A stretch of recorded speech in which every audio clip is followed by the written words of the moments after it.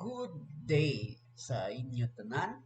So, a little bit of explanation rani sa laboratory 1 nga problem. So, in our laboratory 1 problem, the output should be like this.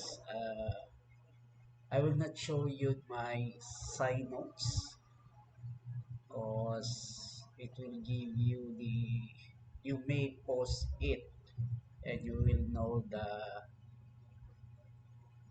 kung unsa ang code. So, i-hide ra na ko ang code and I'll show you unsa gyud dapat ang output. So, nani ang sample output yun sa inyong problem sa laboratory 1.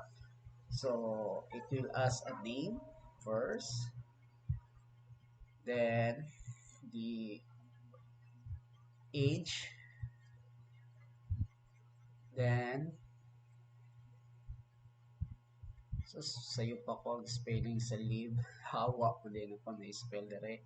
Okay, asa ka kapuyo and your gender. Then after you enter the data, it will automatically display the data that you have just entered.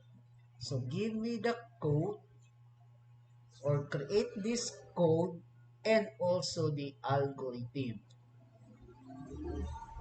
of your laboratory 1 problem. So that is what I'm asking you to do. So if you have any question, just like and subscribe.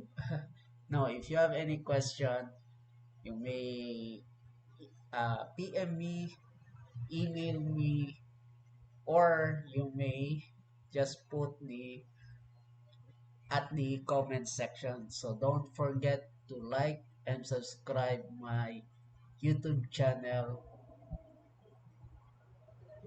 Thank you and see you next video.